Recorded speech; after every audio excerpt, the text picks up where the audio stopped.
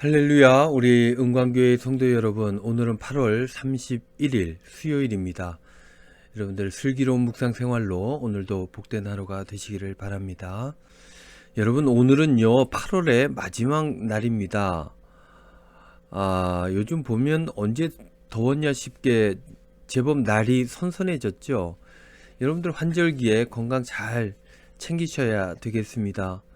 코로나로 고생하시는 분들, 여러분들 잘 넘길 수 있도록 기도해 주시고, 다친 분 계시는데요, 잘 낫도록 기도해 주시고, 이번 주에는 또 기공 예배도 있지 않습니까? 여러분, 요즘에 기도할 제목들이 꽤나 많습니다.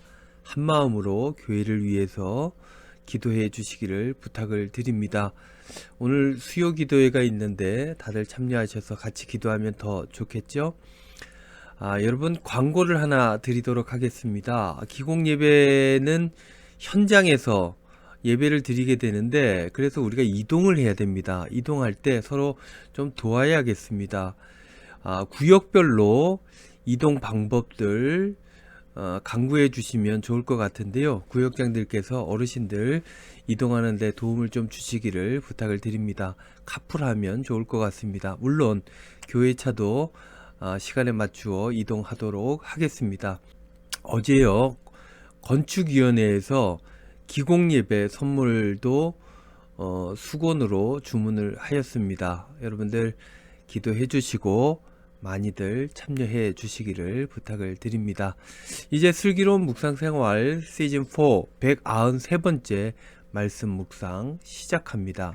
함께 부를 찬송가는요 375장입니다. 나는 갈 길 모르니. 다 함께 찬송합니다.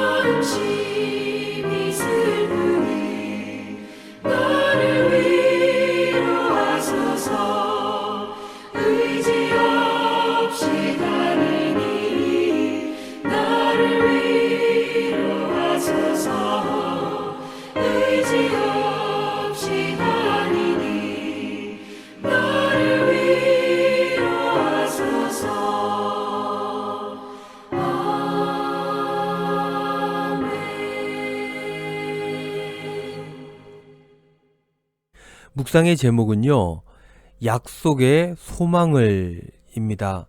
함께 읽을 성경 말씀은 사도행전 26장 1절로 11절 말씀입니다. 오늘 본문 말씀은요, 바울이 법정에서 변명하는 그 이야기인데요. 말이 조금 어려운 것 같아서 오늘은 표준세 번역으로 읽어보도록 하겠습니다. 아그리빠 왕이 바울에게 이르기를 할 말이 있으면 해도 된다 하였다. 바울이 손을 뻗치고 변명하기 시작하였다. 아그리빠 왕 전하, 오늘 제가 전하 앞에서 유대 사람이 저를 걸어서 고발하는 모든 일에 대하여 변명하게 된 것을 다행으로 생각합니다. 그것은 특히 전하께서 유대 사람의 풍속과 쟁점들을 모두 잘 알고 계시기 때문입니다. 아무쪼록 제 말을 끝까지 참고 들어주시기 바랍니다. 젊었을 때부터 지금까지 제가 어떻게 살아왔는지는 모든 유대 사람이 다 알고 있습니다. 곧 그들은 제가 처음부터 제 동족 가운데서와 예루살렘에서 어떻게 살았는지를 알고 있습니다.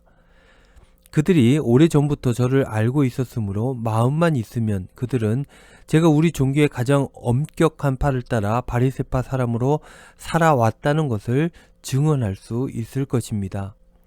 지금 저는 하나님께서 우리 조상들에게 주신 약속에 소망을 두고 있으므로 여기에 서서 재판을 받고 있습니다.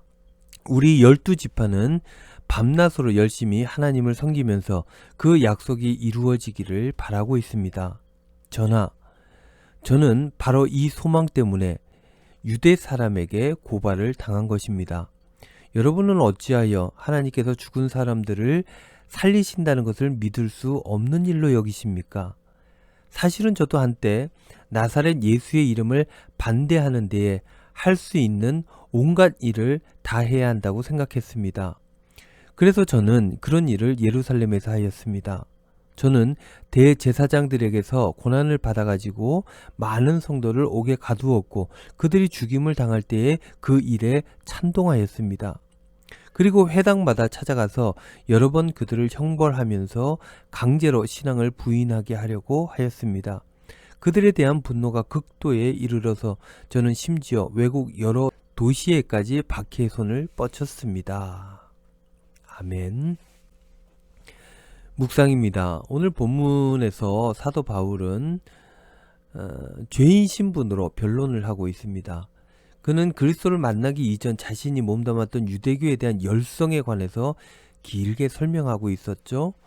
그는 하나님의 율법에 충실한 자였고 하나님의 신앙 양심에 따라 유대인들의 전통에 어긋나는 그리스도인들의 행태를 벌하기 위하여 최선을 다해 살아온 행동파, 돌격대장 같은 사람이었다라는 것입니다. 그는 하나님께서 그리스도를 통해 이 땅에서 구원의 역사를 이루고 계시고 그 증거는 바로 그리스도의 부활이다 라고 하는 사실을 선포하고 있었습니다. 그리스도가 주시는 생명, 그 부활 생명을 선포한 죄목으로 바울은 감옥에 갇히게 되었고 하나님의 역사는 그리스도를 통하여 이 땅에 계시되었다는 확신 때문에 그는 옥고를 치르게 되었던 것입니다. 그렇습니다. 예수 부활의 선포, 즉 이 복음을 전하는 것은 시대마다 시련과 박해를 받게 되죠. 오늘도 마찬가지입니다. 그런데 예전과 같은 방법으로 박해를 받는 것은 아닙니다. 오늘과 같은 물질주의 시대에 하나님께서 우리에게 생명의 축복을 주시는 유일한 분이라고 고백하고 선포하는 것은 물신의 미움과 시기를 받게 되는 것입니다. 그러나 인간이 갈급해하는 위로와 궁극적인 삶의 기쁨에 대한 갈망은 물질에 있는 것이 아니라 예수 그리스도의 부활 생명으로 충족되는 것임을 우리는 고백해야 한다는 것입니다. 어떤 어려움과 시련이 있어도 말입니다.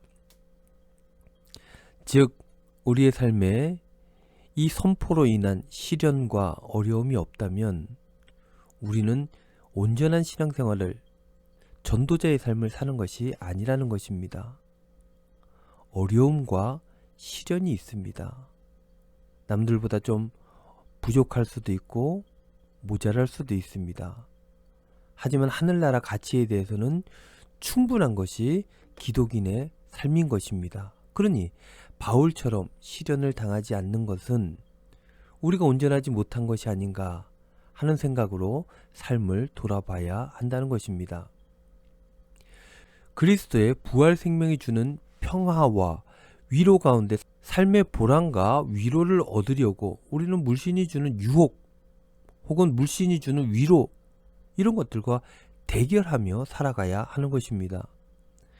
하나님께 우리의 생명의 안녕이 달려 있다는 것을, 인간의 궁극적인 갈망은 그리스도 안에서만 해결된다는 확신을 세상을 향하여 담대히 선포하며 살아가야 할 것입니다. 사랑하는 우리 은광교회 성도 여러분, 하나님께서 구원하신다는, 온전케 하신다는, 영원한 생명을 허락하신다는 그 약속에 여러분들 소망을 두고 살아가시기를 바랍니다. 세상적인 것들, 물질적인 것들에 소망을 두면 안 된다는 것입니다. 이러한 신앙의 삶은 세상적으로 어려운 일이 될 수도 있지만 이와는 비교할 수 없는 엄청난 복이 있다는 것을 우리는 꼭 기억해야 할 것입니다.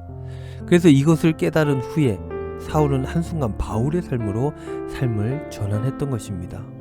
여러분, 오늘도 여러분들 삶의 자리에서 가장 가치 있는 삶을 위해서 매진하시는, 그래서 기쁨으로 살아가시는, 끝내 승리하시는 저와 여러분들 다 되시기를 우리 주님의 이름으로 축원드립니다. 기도하겠습니다.